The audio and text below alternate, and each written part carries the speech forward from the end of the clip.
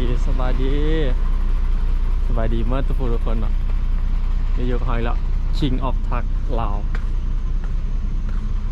วันนี้ได้250บอกแก้วไปบ้านนำเงินเวียงภูค้าเนาะวันนี้มีสาระมื้อนี้ที่มาสอนหรือว่ามาแนะนำเนาะสำหรับมือใหม่การขับรถขึ้นภูลงภูแบบถูกวิธี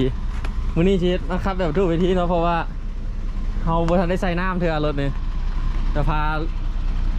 ลงภูขึ้นภูแบบถูกวิธีถูกหลักการมาซะก็ตอน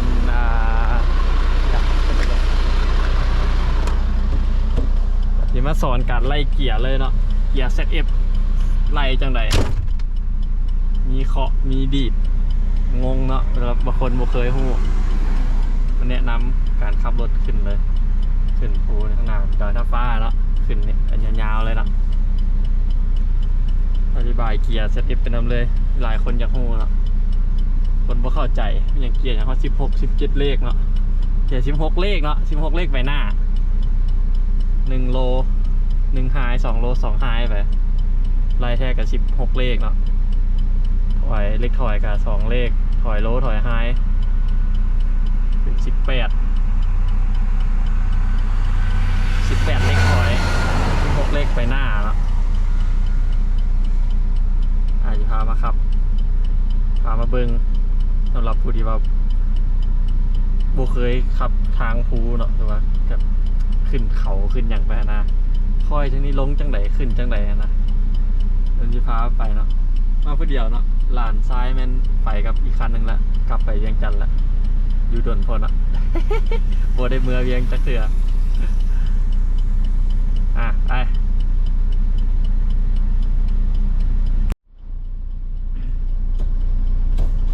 จะเริ่มออกเลยเนาะอาจจะไม่เห็นคันเกียร์เนาะแต่ให้คิดเอาซะให้ฟังเอาเนาะฟังเอาจะได้มันจะคอซ้ายคอขวาคอซ้ายมันจะ1หา4เคาะไปขวาแล้วจะเป็น5หา8ถ้าหาจะใส่อันเลข1หาเลข4เราต้องได้เคาะมาเบื้องซ้ายก่อนแล้วใส่เลข5คือไปหาเลข8ต้องเคาะขวาไปเนาะตอนนี้เคาะกลับมาแล้วเนาะคือจังว่าข้อจังซี่นี่เขาปล่อยไปเลยคือโคตรเบรกใช่เนาะรถไหลใช่เนาะปล่อยไปก่อนก็ได้เนาะปล่อยไปแล้วก็ใส่เลยก็ได้ใส่ซีเลยก็ได้เนาะจังหวะสิมันไหลค่อยเลยจังหวะแบบนี้เขาจะเป็นต้องดีดไลโลไลไฮเนาะตอนนี้คือ UC high แต่เขาจะใส่ไปเลข5เขาต้องได้ข้อไปได้เนี่ยเดี๋ยวปุ๊บข้อไปปุ๊บโยกไปเลย5 high เลยก็ได้เนาะพอมันเขาข้ามเลยก็ได้บนไลโลก็ได้เนาะ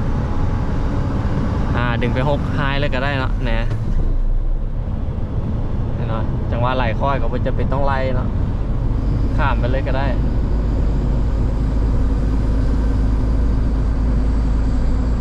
คนงงแล้วโลไฮมันจะได้ว่าเข้าใจเนาะ มันจะใส่เวลามันหนักๆเนาะหรือว่าใส่เลขใหญ่จังหวะเลขใหญ่ได้ใส่เนาะเพราะว่าเลขมันข้ามกันแล้วมันหนักคือชิมามันเริ่มไปทางขึ้นแล้วเนาะทางขึ้นข้างหน้านี่คือมา6ไฮอย่างซี่เนาะเขาจะขึ้นเลขไหนเขาก็ต้องตั้งเลยนี่คือค่อยจะขึ้น4โลเนาะกับสโลเลยว่าต้องบืนขึ้นไปหลายเนาะดีดโลไปปุ๊บเคาะกลับมาสโลให้คงไว้พอดีเลข4แล้วก็คอยวางคาดออกไปเนาะเหรอ4โลยาวไปเลยมันเนี่ย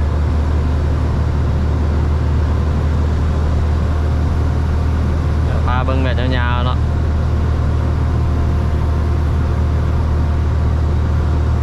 ทางหน้าเป็นยังมีรถแซงกันมีรถตู้คอนเทนเนอร์ทางหน้าเขาเนาะ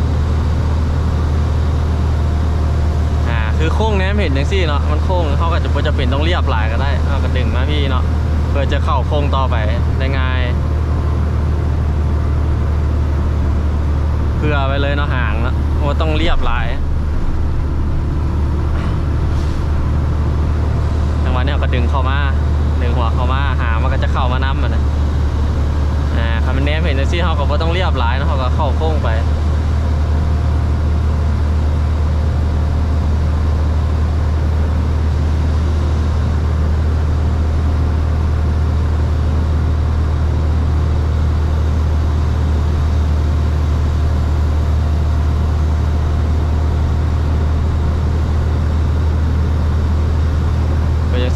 ยบขวาไว้มันบ่เห็นเด้เพราะไม่เราเรียบไว้เพื่อมันเป็นอย่างเวลามีรถมาเนาะมันจังวิดกันนะมันก็เขาก็จะบ่เสียจังหวะแม่นบ่เพราะว่าเวลาเขาโค้งในห่างจะกินทางไว้เนาะเขาต้องเรียบไว้หลายๆเขาอยู่เลนไว้หลายๆนี่ก็ดึงมาขึ้นเนี่ยข้างหน้าโค้งอันตรายนะบีบแกไว้ก่อนเนาะอย่ามีรถลงมา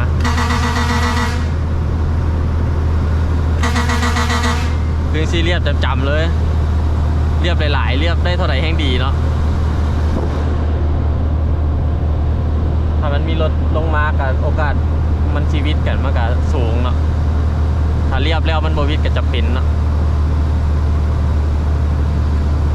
แล้วทันข้างหน้าขึ้นไป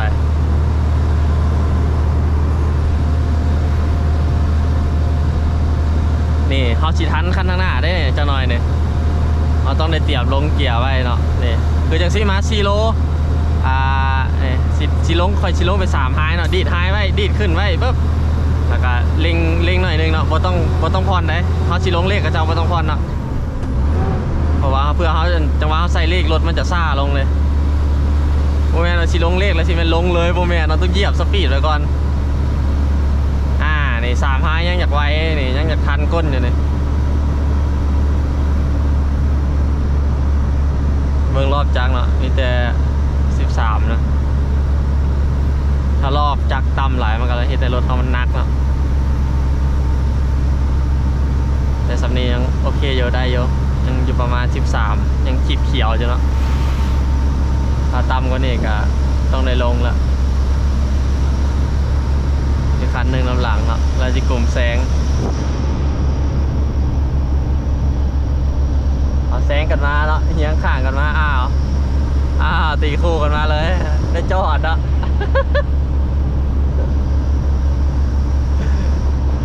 พอมีหุ่นใดน้ำหลังเขาเนาะคันหนึ่งเราตีแซงมาหุ่นใดบ่ยอมไม่เข้าแล้วหุ่นใดน้ำหลังบ่ยอมปล่อยได้กลับไปอยู่น้ำหลังสุดที่เก่าเนาะ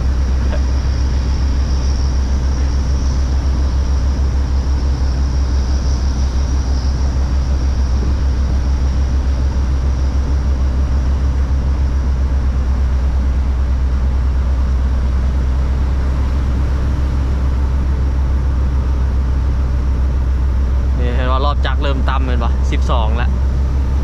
คอยชิลงเป็น3โลจะเหยียบไปนิดนึงเนาะเนาะพอดีกันวันนี้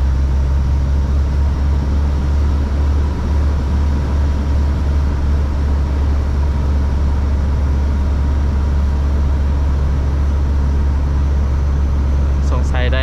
หมากลำไยเนาะคันเนี่ยจริงน้ำหนักเขากับซูซีกันได้เขากับน้ำหนักรวมกับ48ต้นเนาะหรือว่า48ตันเนาะ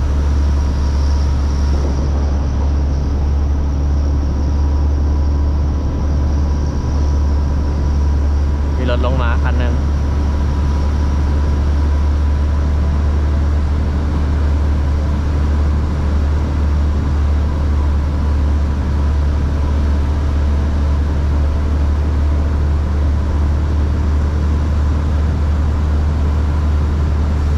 สังเกตเห็นควันว่ะในควันน้ำเนาะ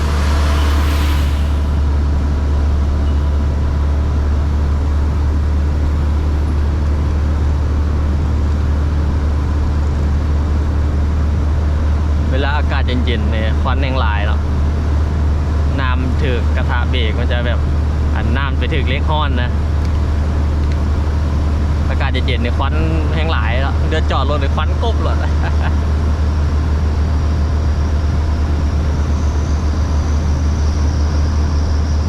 สลอคนใดแซงกันสีแซงวะ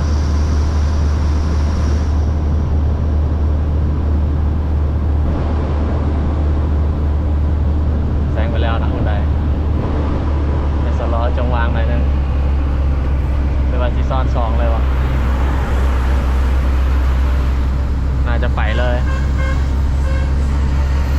โอ้โหรถมาวะ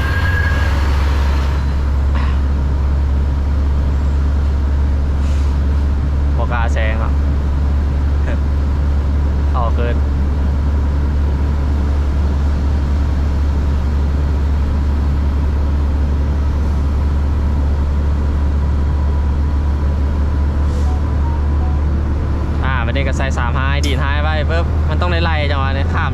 กๆเนาะเขาไล่เบาๆขึ้นไป3 ไฮแล้วก็ดีโลวันนี้ใช้4 โลเห็นปะไต่เนาะไล่เกียร์สลิปเดี๋ยวจงระยะห่างไว้ก่อนเนาะเดี๋ยวจีสปีดแซงคันนั้นมันมีจังหวะแซงกันอยู่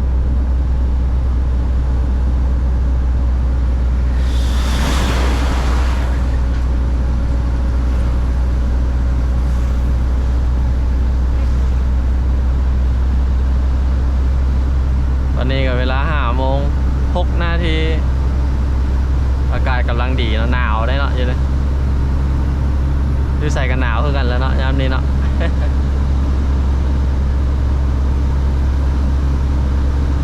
ปล่อยเลยมาละ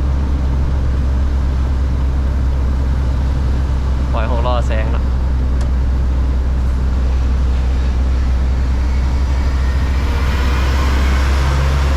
เขาเหยียบเลยวันนี้ใน4 โลแล้วเตรียมใส่4 ไฮดีด ไฮไว้รอบสูงๆเลยเนาะเหยียบคาดเข้าไปต่อเราต้องได้แซงข้างหน้าแล้วเบิ่ง6 ล้อแล้ว6 ล้อจะไปจังหน่อยไปบอไป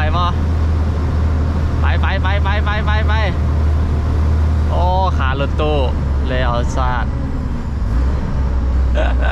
เสียจังหวะไปเนาะ 6 ล้อจะไปได้ปะเนี่ย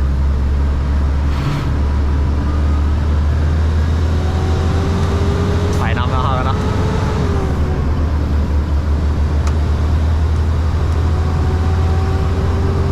ใส่5ไปเลยเนาะ5 โลมันเนี่ย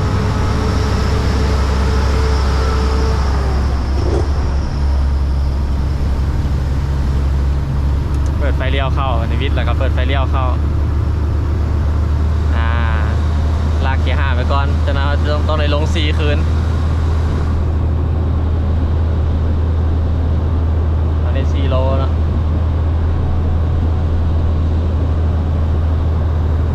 ตอนนี้5 โลนะลงแล้ว เราต้องเลยลง4 โลเลยต้องได้เปลี่ยนแล้วตอนนี้เพราะว่าถ้าไปปืนไปจังหน่อยมันจิบเปลี่ยนบ่ทันเนาะแล้วเคาะมาแล้วก็ดึงเข้าเกียร์4เลยถ้าเราปืนมาฮอดนี่แล้วเขาจะมาเปลี่ยนนี่มันบ่อยากทันเนาะมันบ่อยากได้แฮงมาไหน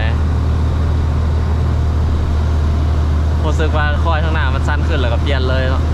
จะไปปืนไปเนาะสมมติว่าเขาปืนมาใส่4บ่ทันแล้วต้อง3ก็บ่อยากทันได้ป่ะนี่นะเพื่อได้ถอนต่อใหม่เนาะโค้งนี้เลือบซ้ายไว้โค้งอันตราย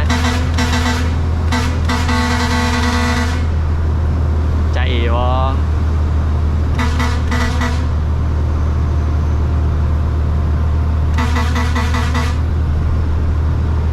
รอดตัวไป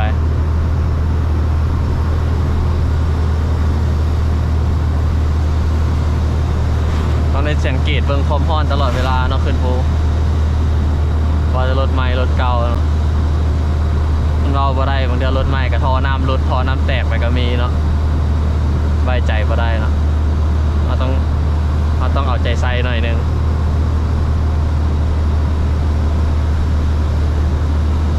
เรื่องรถเนี่ยรักษาความร้อนได้ถือว่าบ่ค่อยมีปัญหาบ่ได้พีง่ายๆเนาะรถเนี่ย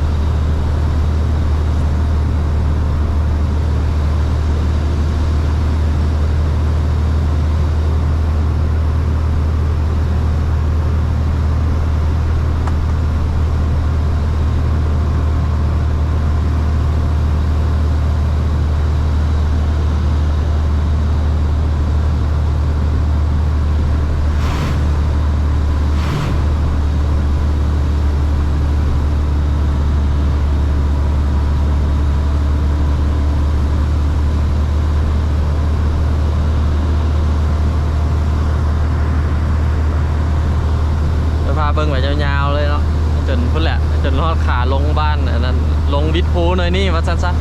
ๆประมาณชั่วโมงปลายแล้วเนาะหรือว่าชั่วโมงนึง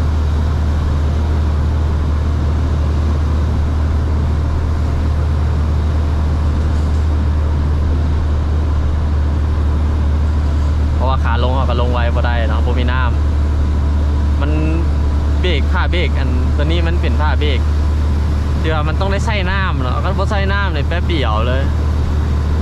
เนื้อผ้ามันบ่ดีเนาะคล้ายๆว่าผ้าเบรกโลโลนะบ่มียี่ห้อนะคันนั้นเย็นๆนะมีน้ำตลอดแล้วอยู่ดีเนาะคันแบบผ้าเบรกบ่ฮ้อนนะมันบ่มีน้ำแล้วแป๊บเดียวเลยเหยียบเบรกลงแป๊บเดียวควันออกแล้ว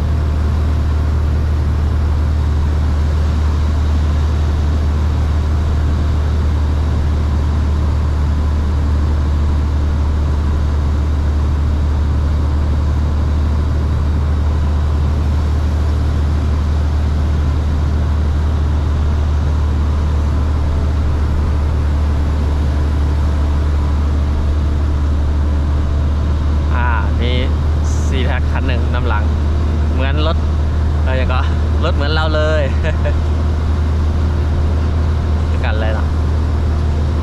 คนละปีเนาะเบิ่งจากทางน้ำมันจะไหนตอนได้ปล่อยละแซงกัน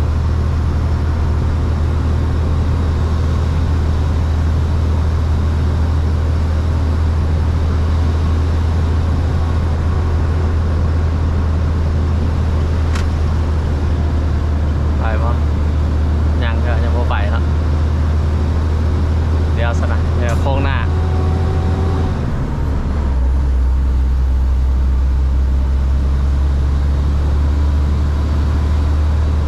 เปลี่ยนมาซีไฮเนาะเดี๋ยวต้องเบิ่งว่าคันโบมีรถมาเอากับปล่อยแล้วไปเลย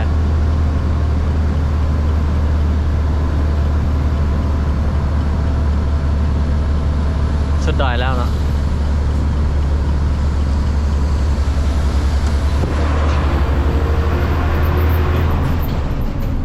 คือซิวไล5 โลก็ได้เนาะใส่5 ไฮเลยเนาะมันเพียงเลยเด้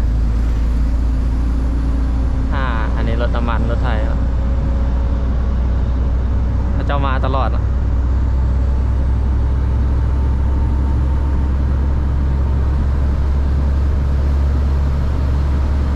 ทีมงานช้างวิ่งนะแสนเห็นแต่รถไม่เห็นคนอยู่ไหนไม่เห็นเลย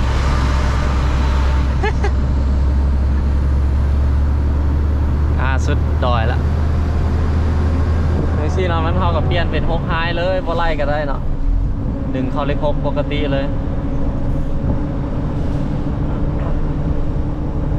แต่คันเลข7นี่จากว่าได้ใส่ได้แบบนี้มันต้องได้ไล่ได้แบบนี้ สมมติว่าสิเนาะตอนนี้6 ไฮเนาะสมมติเขาสิใส่7 ไฮเลยนี่นักเด้พอมันข้ามไปเลขนึงเนี่ยมันเริ่มเป็นเลขใหญ่แล้วมันต้องได้ไล่เนาะมันต้องได้ดีดโลแล้วใส่7ถ้ามันเป็น7 โลนะแต่คือใส่ปกติเลยเนาะเลข6แต่ที่ใส่เป็นเลข7ต่างแต่ว่าดีดโลไว้แล้วก็ใส่มันจะเป็น7 โล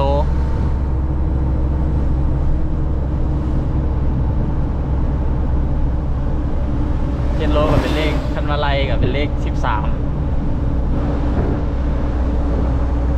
7 ไฮกับ14เนาะ8 โลกับ15 8 ไฮกับ16คือจังหวะเป็นเนินลงสิคือแบบเฮาบ่เคยมาเฮาบ่ลึ่งทางเนาะถ้าเนี้ยเห็นมันเป็นเนินลงแล้วเป็นโค้งสิเฮาบ่เห็นทางต่อไปแล้วเฮาต้องได้ชะลอนะต้องได้คัดเลขลงเนาะแต่ว่านี่มาแบบแล่นจนชำนาญทางแล้วก็ลงไปได้เฮาฮู้มันบ่แม่นค่อยเลยคันว่าเฮาบ่เคยมาจักเทื่อนะเห็นจังหวะมันค่อยลงแล้วก็เป็นโค้งมันบังแล้วบ่เห็นทางหน้าแล้วต้องได้ชะลอแหละจะเนินไปเข้าโค้งไปแล้วซันจิกลิกลงแล้วเป็นงานเข้าแล้ว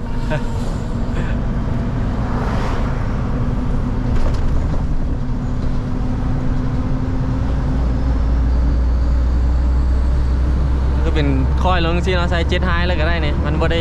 บืนเด้7 ไฮปล่อยไหลเห็นหรอใส่เลข6หรือใส่เลข7ธรรมดาแล้วเนาะ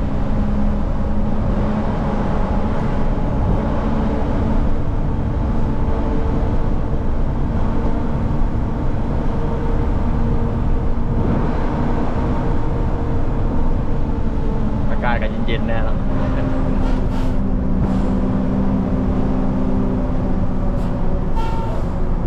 จะ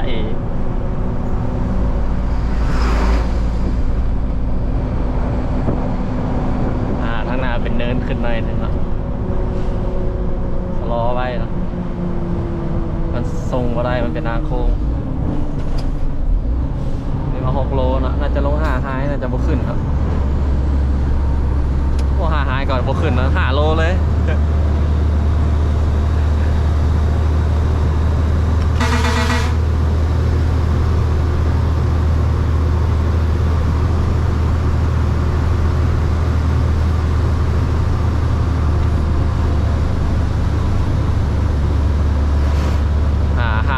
เขาบดีด5 ก็ได้เนาะคันมันเพียงไว้ในเขาไล่เลยใส่เล็ก5แล้วก็ดึงใส่เล็ก6เลยใส่เล็ก6ปกติเลยเนาะปล่อยไหลไปเขาบริลิงเนี่ยมันเป็นทางเนินเป็นค่อยลงมันเป็นเนินขึ้นเนาะมันต้องได้ไล่เนาะ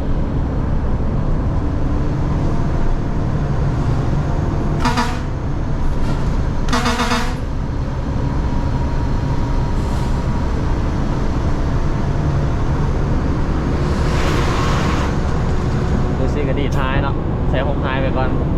ใส่เล็กเจ็ดมันจะไว้โพด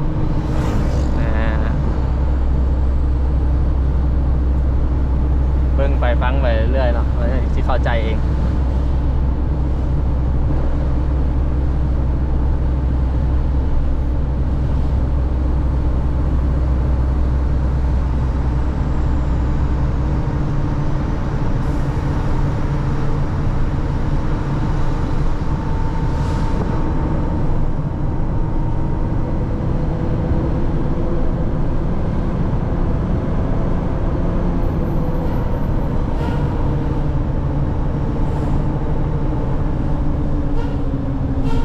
ต้องพยายามแนมแวนหลังไว้ตลอดนะแวนนี้ซ้ายขวา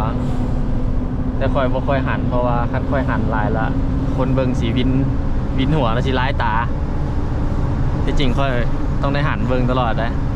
อันนี้พยายามบ่หันเนาะใส่ลูกตาเสือกไปเอา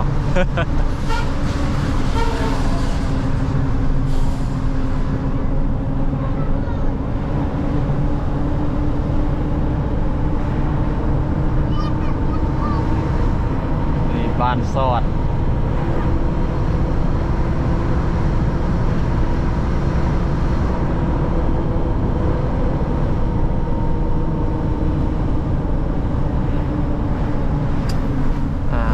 6 โลโค้งนี้โค้งอันตรายเนาะต้องได้สโลว์นะใส่5 โลเลยเนาะมันจะเป็นเนินขึ้นในสปีดขึ้นหน่อยนึงเรียบซ้ายหน่อยนึงเนาะเพื่อเขาจะได้ตีวงเลยเวลารถมาจะได้หักเข้าแบบนี้เลย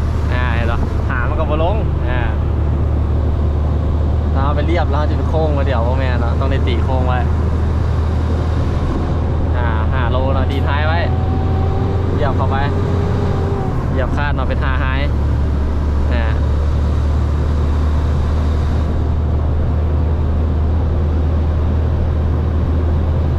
คือโค้งแบบนี้เนาะตอนนี้มากลางเลยนึง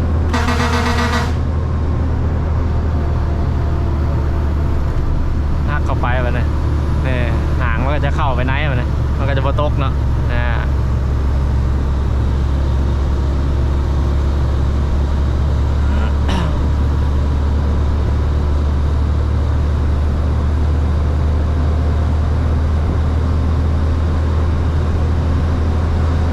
โคเนกันเนาะ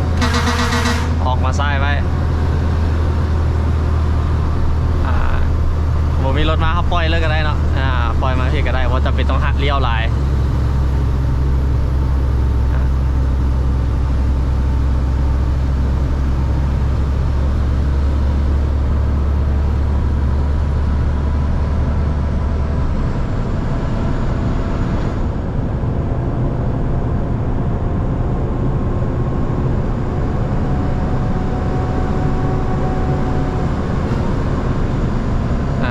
เริ่มเป็นลงเนินหน่อยนึงเนาะถ้าเขาบุเคยมาเขาเห็นเนินแบบนี้เขาต้องสโลว์เนาะ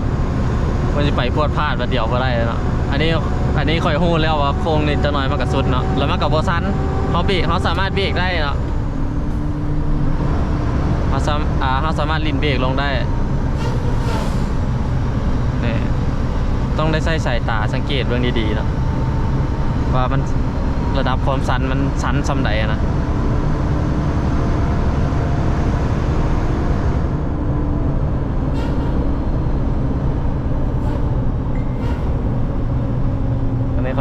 กลงเนาะ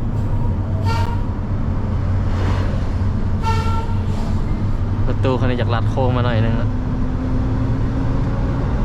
จะเอ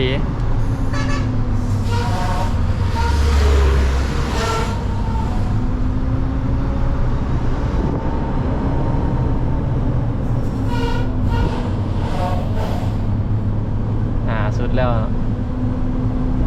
ถ้าเรื่องทางมันก็จะเล่นสบายหน่อยนึง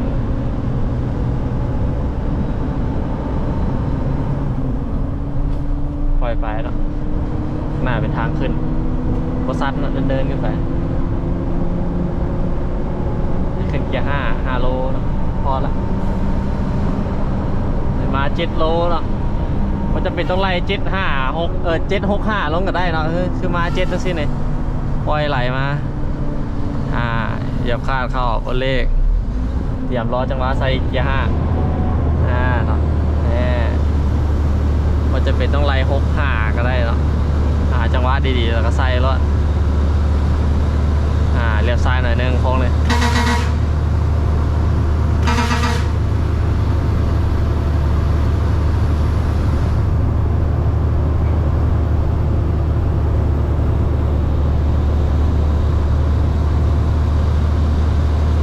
มีรถทานข้างหลัง1 คัน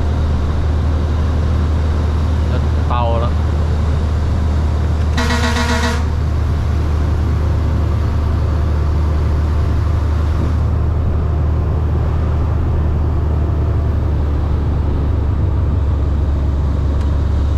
จอดที่ไปเลี้ยวซ้ายไว้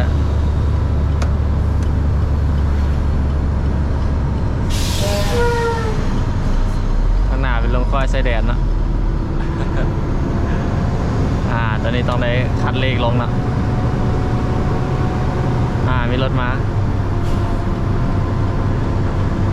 ก็ไปวิดโค้งเนาะ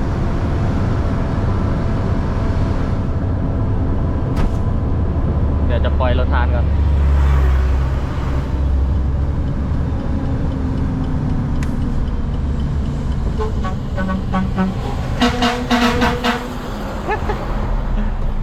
ลงซีละเดี๋ยวเขาจะลงซีไฮ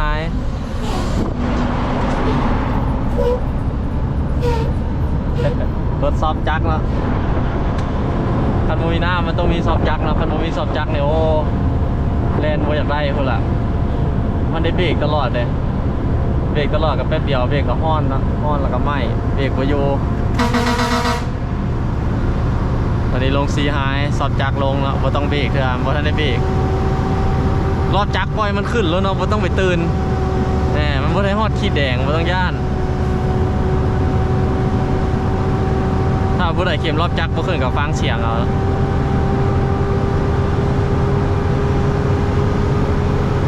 คือตอนนี้ไม่ได้เบรกเนาะจริงๆลงภูมันต้องลงแบบนี้เนาะต้องถือหลักการมันว่าต้องโบไซเบรกหลายเนี่ยที่เข็มรอบจักรขึ้นช่วง19นะแต่เขาไม่ได้เบรกเนาะถ้ามันสูงหลายเกินไปที่ฮอตซาวเขาก็แตะเบรกลงหน่อยนึงเนี่ยมันก็ลงมาเนาะแล้วก็ปล่อยไปอีกพยายามโบลิ่นเบรกนะครับเราโมมีหน้าไม่ยังอันนี้บริกรลีทาดสวยเธอได้เนี่ยถ้ากดลีทาดแล้วมันบริเบรกเลยเนาะ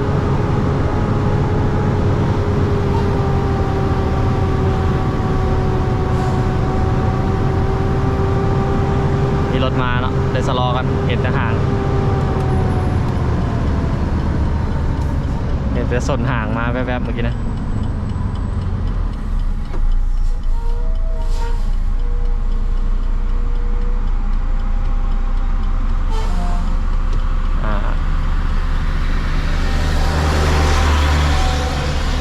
สยางหัวเส้นหนึ่งแล้ว ใส่เล็กซีไปคือเอาซีไฮแล้วรถซอบเข้าไปทางจะไปแล้ว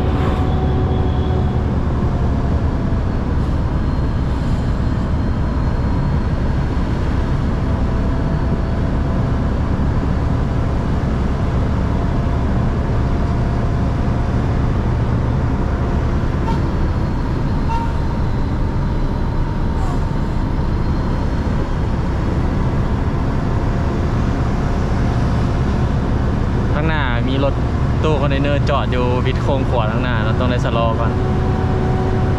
เพราะว่าย่านมีรถสวนมาเขาแซงบ่ได้แล้วเขาต้องได้เบรกเลยบ่ฮู้ว่าจอดจังเนาะเห็นจอดอยู่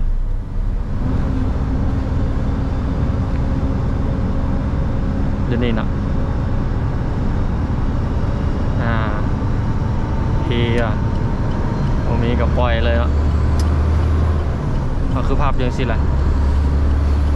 แต่รถทีเนาะ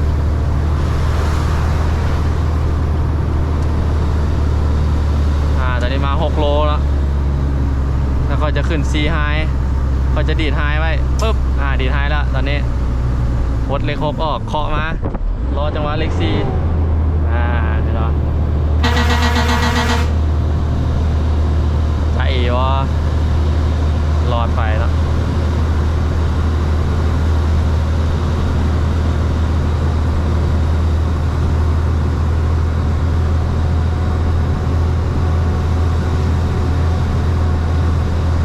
โค้งขวาข้างหน้าแล้วมันต้องได้เรียบซ้ายไว้เพื่อมีรถลงมา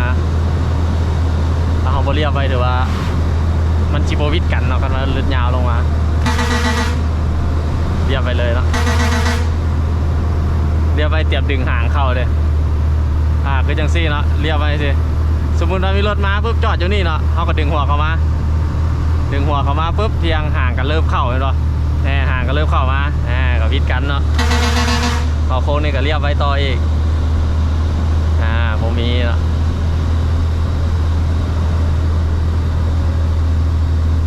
ถ้าโค้งไหนมันแคบมาต้องได้ตีวงไว้หลายๆโค้งขวา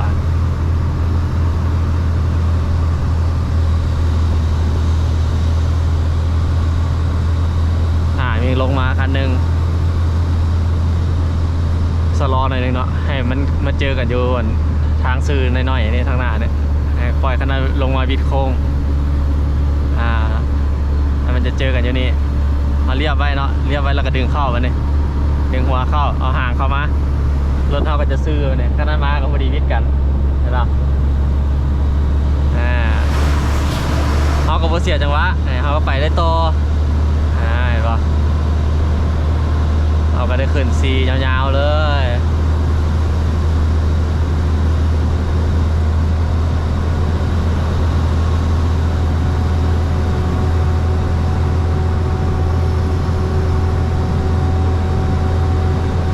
ขึ้นซีไฮไปก่อนนะเปลี่ยนหามาได้จ้ะจะสุดพุ่นละ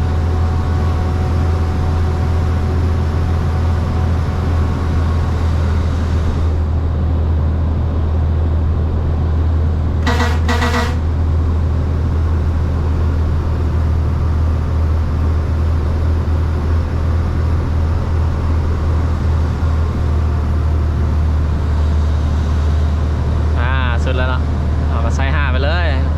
บนไล่ก็ได้เนาะมันเพียงเลยมันเป็นคอยลงเหยียบคาดเข้าบนเลขออกเคาะไปทางขวาแตกอันนึงมันจะมีเสียงเนาะเคาะไปมันจะมีเสียงแตกกับยูเกียร์นึงดังเตอร์แล้วก็โยกไปข้างหน้าก็เป็นเลข5ดึงมาข้างหลังก็เป็นเลข6เนาะบางทีเลข5อยู่ข้างหลังก็มีได้แต่คันมาคือกันเนาะหายดึงเส้นเลข6เลยก็ได้เนาะบนไล่ก็ได้จังหวะนี้มันเป็นเนินลงไปเห็นเหรอฟังเสียงรถไปน้ำเนาะไฟเลี้ยวงามด้วยไปทางขึ้นเนาะตอนนี้ยังเพียงอยู่ลากเกียร์6ไปก่อน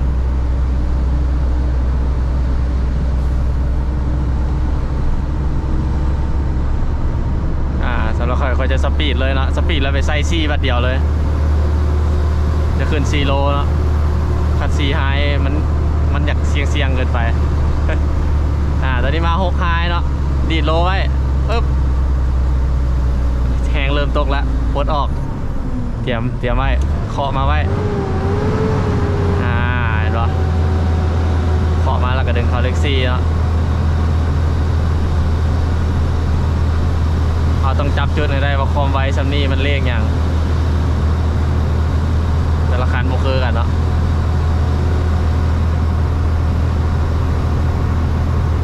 ความไวซัมนี่ต้องใส่เลขอย่างคอยซัมนี่ต้องขึ้นเกียร์อย่าง เกียร์กับเลขกันเดียวกันเนาะคนไทยมักเอิ้นเกียร์เนาะเกียร์1เกียร์2เกียร์3เกียร์4เนาะแต่คนลาวเอิ้นเลข1เลข2เลข3เลข4เลี้ยวขวาไว้เนาะโค้งนี่โอมีเนาะโอมีก็ค่อยดึงเข้ามาว่าจะเป็นต้องเรียบอีกเนาะ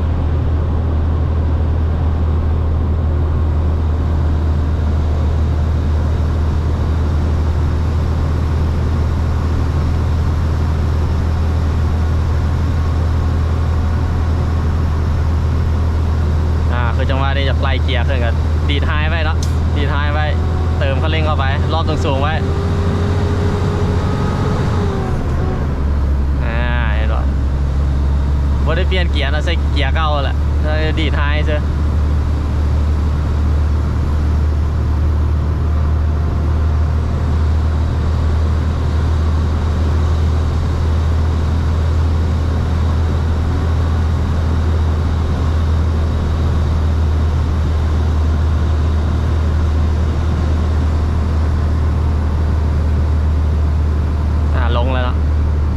เคยมาเนี่ยเขาก็ต้องได้คัดเลขลงเนี่ยคือแบบนี้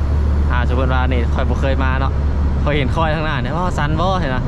คอยสล้อก่อนเนี่ยเขาบอกล้าเปลี่ยนเลขไปเนี่ยเขาใส่เลข4เลยคัดเลขลงไปเลยเขาบ่เคยสมมติว่าบ่เคยมาเนาะบ่ฮู้ว่าทางหน้าจะเป็นจังไดเด้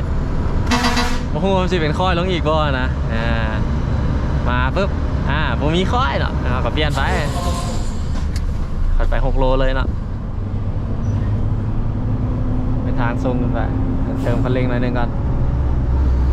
เราจะจีบเบิร์ดแฮงเนาะประมาณนี้เนาะ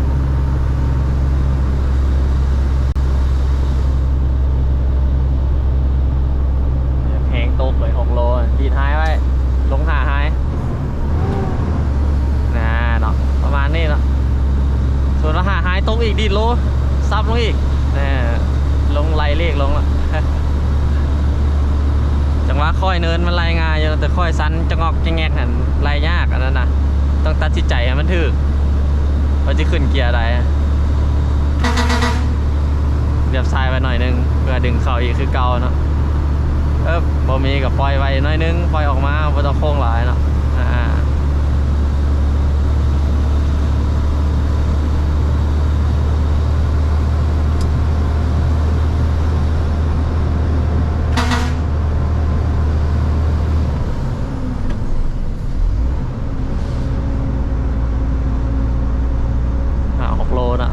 ดีท้ายไปปุ๊บ6 ไฮมีรถมาข้างหน้ารถตู้คอนเทนเนอร์เนาะเจอกันเดี๋ยวทางซื้อสั้นๆน้อยๆเขาเรียบซ้ายไปหน่อยนึงดึงเข้าไปนะเห็นหรอ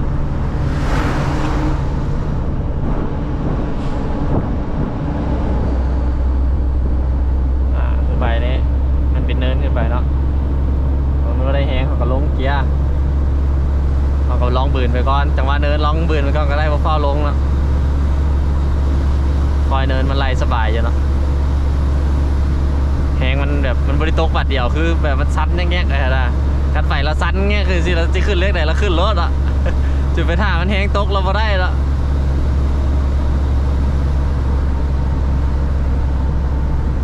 ลง6 โลเนี่ยมันไวพวกนี้6 ไฮเลยดันมีรถมา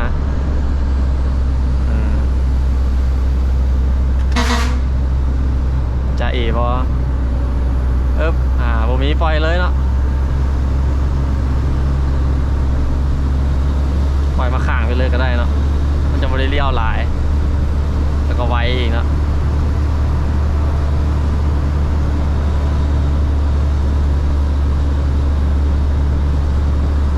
ใครจะฮอดบอลลงบอลสำคัญเลยเนาะคลิปนี้ลงนี่แหละอันตรายอยู่ได้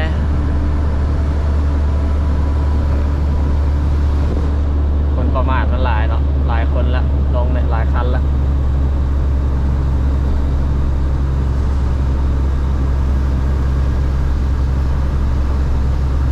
เห็นว่าเนินเนี่ยมันแห้งตกมันไม่ได้ตกประเดี๋ยวมันเริ่มตกมาเลยเริ่มนักขึ้นแต่สีชุดแล้วเนาะปล่อยไปเลยสุดละพวกนี้เป็นโค้งเข้าบ้านน้ำแพมาพอดีเลยเอาดึงหัวเข้ากันเนี่ยให้มันซื้อ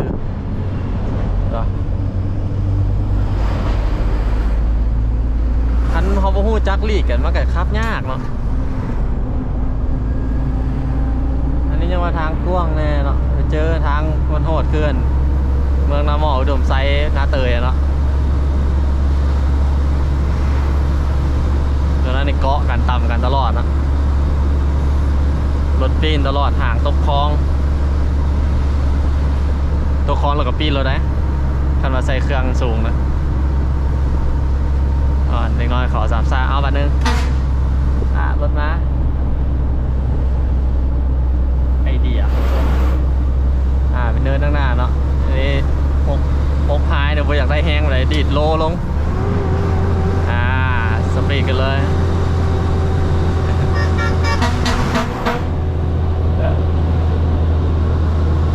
จะถึงภูแล้วอากาศกันหนาวขนาดตอนนี้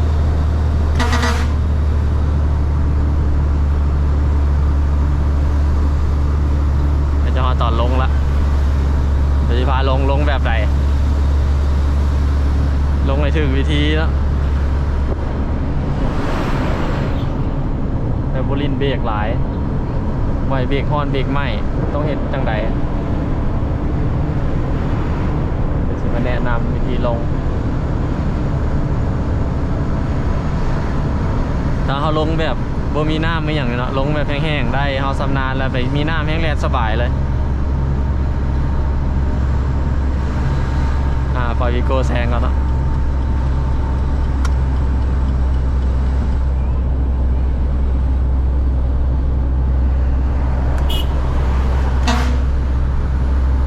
รีบแกขอบใจเนาะ เริ่มลงแล้วเนาะตอนนี้เราปล่อยลงไปบ้างมันจะเป็นเคียงอยู่ข้างหน้าแล้วก็เริ่มลงยาวแต่พอสั้นเนาะแต่มันจะไปสั้นเอาวันสุดท้ายเนาะจะเป็น10%อยู่วันสุดท้ายคนแหละถ้าเขาลงไว้แบบแล้วเขาเบรกหลายแล้วเบรกเขาฮ้อนแล้ววันนี้ไปฮ้อนบอลสั้นแล้วเขาลงไปต่อเลยนะน่าอันตรายตอนนั้น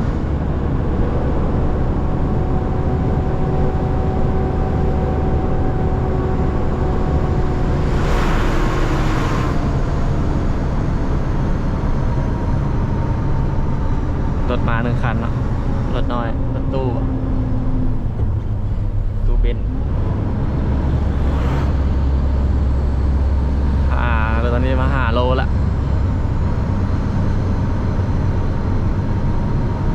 กดซอฟลงไปเนาะพยายามบรินเบรกพอจะพยายามบรินเบรกจงเบรกไว้ท้ายพวกเนาะตอนนี้ลงกดซอฟลงไปซอฟเก่าอยู่เนาะเพราะว่ามันบ่สั้นปานใด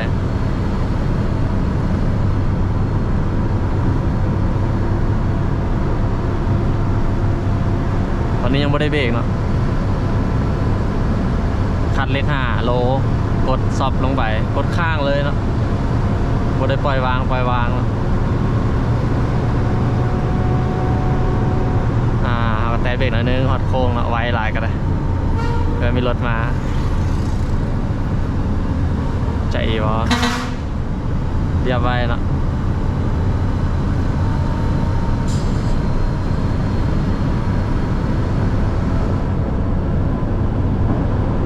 ถ้าบุมีซอบนี่เขาก็ยังยอมเพื่อนกันเลย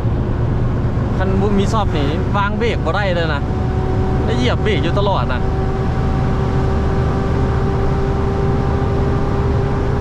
อันนี้ยังไม่ได้เบรกเนาะฮอตโค้งนี่มันไว้เขาก็แตะเบรกลงรถมาเนาะเรียบซ้ายไว้ฮอตแล้วเขาก็ดึงเข้าเลยเห็นไหมห่างกับประตูเนาะ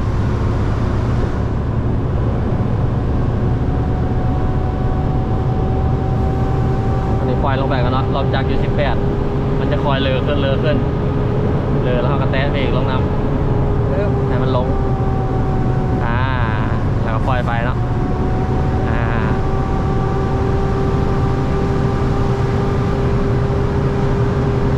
ทีนี้จะมีป้ายบอกอยู่ว่า10%เนาะแต่ส่วนน้อยนะทางยูราจะมีป้ายบอกเนาะเขาต้องได้ใส่สายตาเบิ่งเอาเองแต่ว่าเขาบ่เคยมาต้องได้สังเกตเบิ่งข้างหน้าไปจะได้จังหวะนี้เขาจะปลดซอฟออกมันเนินหน่อยเดียว 10% ที่จริงมันอยู่ลุมกูเนาะแต่มันเห็นป้ายเตือนไว้จะได้เห็นว่าครับผมมีซอฟนี่แป๊บเดียวเลยเห็นปะฟังเสียงจักรเนาะ สลอก่อนโทษนะ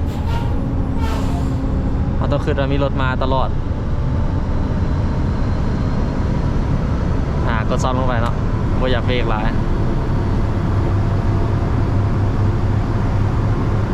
ถ้าเขาเบรกลินเบรกลงไปตลอดแล้วเขาไปฮอดบอลซันแล้วเบรกเขามันฮอนเลยเด้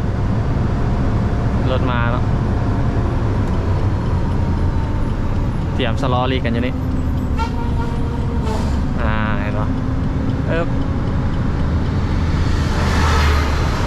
เห็นเนาะเนียนทะลุปลามันมีซ่องนะเว้ยเนาะมันเห็นแวบๆมาแล้วก็เบิ่งออกแล้วว่ารถอย่าง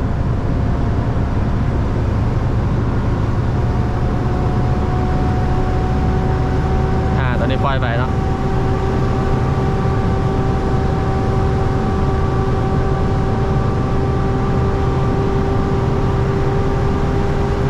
ตอนนี้ยังไม่ได้เบรกเนาะ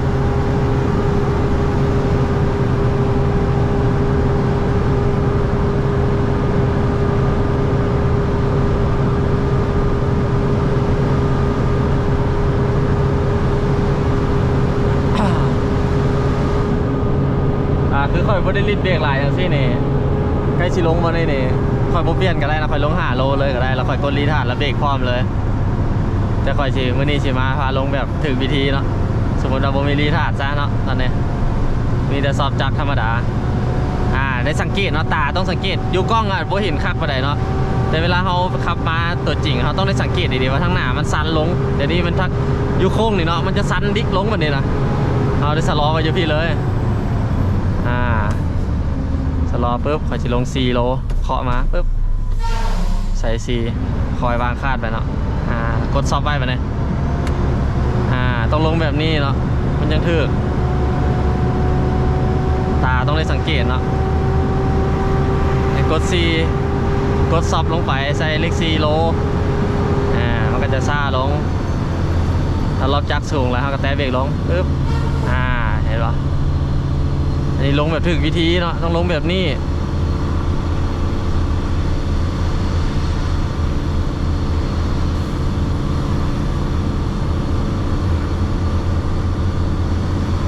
รอบจักรสูงแล้วก็แตะลงหน่อยนึงเนาะอันนี้คือว่าบ่ได้เล่นรีทาร์ดบ่ได้เล่นอย่างเนาะขอ3 ซ่าละ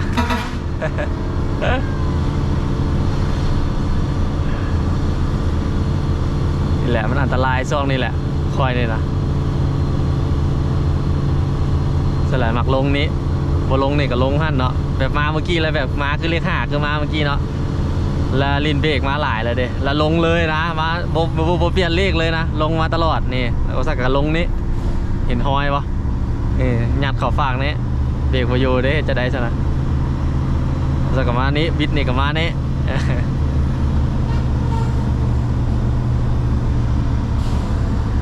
ตู้มาเนาะ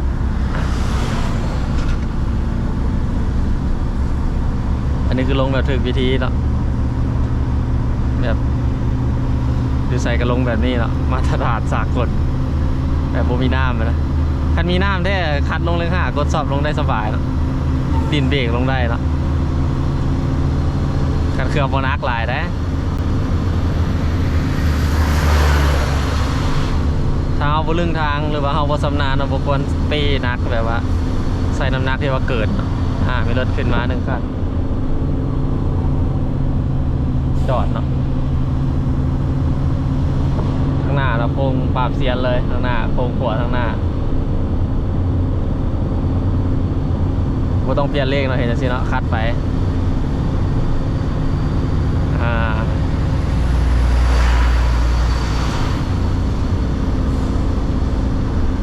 นี่แหละโค้งปราบเซียนอะโค้งเนี่ยแจบโค้งในหลายคันเลยเนาะจริงๆมันก็บ่ซันดอกแต่ว่าความไวลงมาเนาะกับเบรกฮ้อนแล้วมันเอาบอยู่ได้ป่ะเนี่ยมาฮ้อนนี่เหยียบเบรกยังไหนกับบยุทธ์เลยเนาะบยุทธ์จะไหนก็ต้องได้โค้งมันบ่ไวหลายมันก็ล้มเลยรถเนี่ยลงนี่เนาะรถไทยตอนนั้นก็ลงนี่เนาะสุดมันเนี่ยปล่อยได้เนาะประมาณนี้เนาะน่าสาธิตในเบื้องตัวจริงเล่นแบบโบมีน้ำ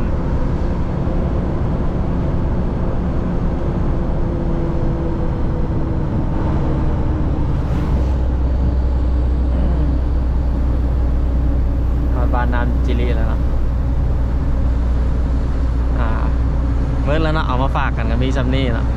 ถ้าผู้ใดบ่เข้าใจอย่างก็คอมเมนต์ถามเนาะเดี๋ยวคันได้บทเรียนได้ความรู้นำกะคอมเมนต์ได้เนาะ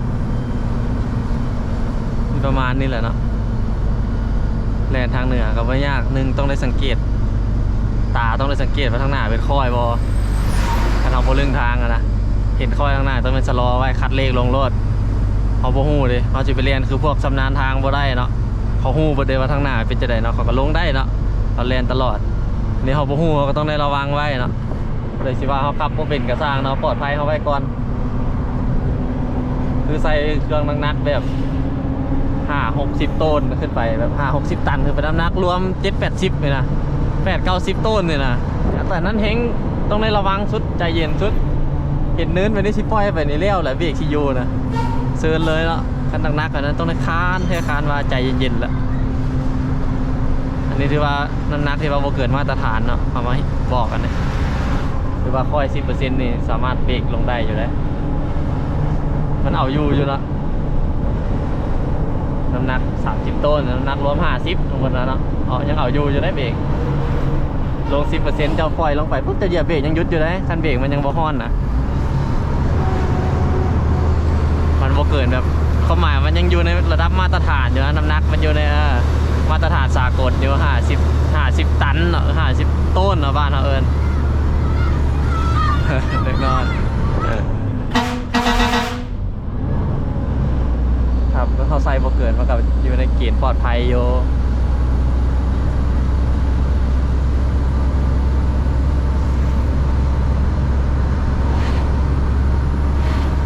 โอเคเนาะเดี๋ยวคลิปนี้ก็มาฝากกันซัมนี่เนาะเดี๋ยวพวกยังคอมเมนต์ถามได้เนาะจะเจอกันคลิปหน้าแล้วพวกจะได้ไปใส่จะได้ลงเวียงจันทร์บ่หรือว่าจังใด โอเคนะผู้ใดเข้ามาใหม่ก็กดติดตามไว้เนาะเวลาคลิปใหม่ออกมาจังบ่พลาด